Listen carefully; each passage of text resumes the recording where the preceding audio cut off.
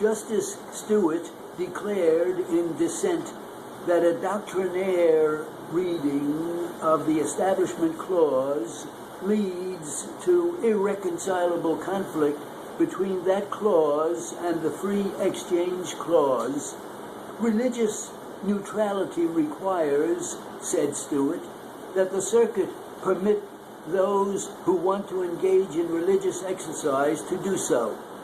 To prohibit this, he concluded, is seen as the establishment of the religion of secularism.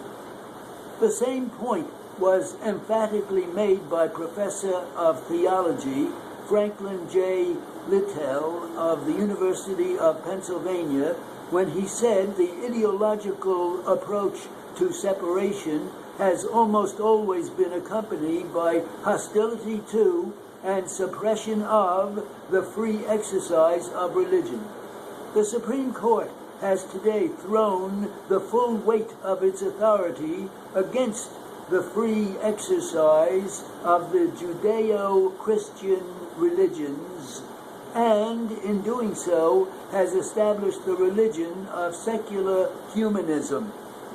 This judicial hostility to religion almost invariably prevails when the citizens whose interests are being litigated are predominantly Catholics. In this context, let us consider several recent cases involving the religious freedom rights of parents in the education of their children. New York State enacted a law providing tax credits for parents who pay tuition charges and tuition grants for low-income families who pay tuition charges in non-public schools. This law followed the precedent of the GI Bill, state and federal tuition grant programs, and state and federal welfare programs. All these programs, like the New York Tax Credit and Tuition Grant Program, are based on the child benefit theory, the rule of law first enunciated in 1930 that says government can directly aid the school child or his or her parents without adding or aiding the school the child attends. This New York law was challenged before the Supreme Court in the Nyquist case of 1973. The court struck down the law, saying it violated the Establishment Clause of the First Amendment. To achieve this end, the court was compelled to repudiate the child benefit rule of law. It did so. It asserted that the parent is a mere conduit of tuition reimbursements to private schools, the great majority of which are sectarian. Moreover, it declared the tuition reimbursement program an ingenious plan for channeling state aid to sectarian schools.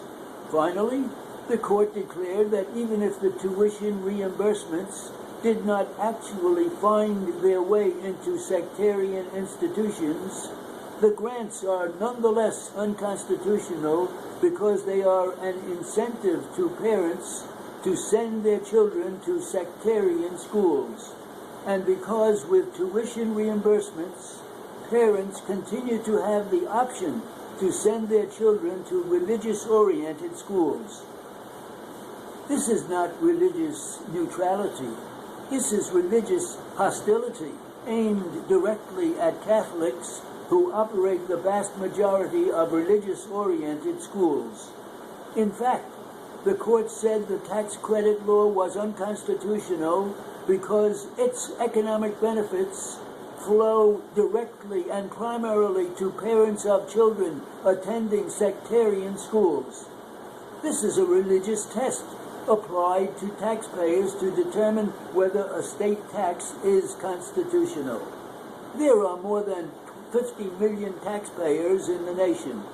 None but Catholics, who operate more than 90% of the sectarian elementary and secondary schools of New York, must meet a religious test.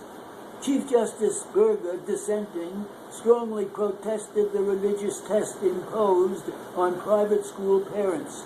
He declared, "I submit that such a consideration is irrelevant to a constitutional determination of the effect of a statute.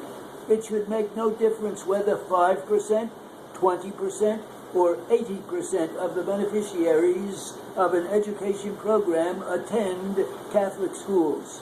In the Waltz case of 1970, the Supreme Court ruled that tax exemptions for churches to support their religious worship activities are constitutional.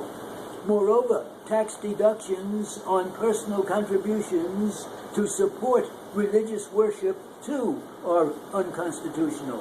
While the state cannot give a citizen a tax deduction on tuition payments for education in secular subjects mandated by the secular state, it can give him a tax deduction on contributions for religious worship mandated, if you will, by God.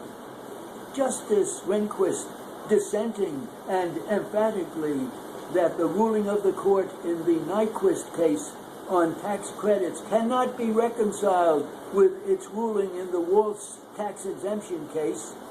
In Waltz, the court had said, the grant of a tax exemption is not sponsorship, since the government does not transfer part of its revenue to churches, but simply abstains from demanding that the church support the state.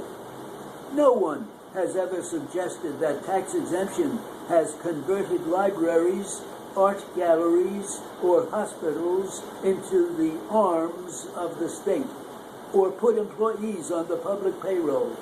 There is no genuine nexus between tax exemption and establishment of religion.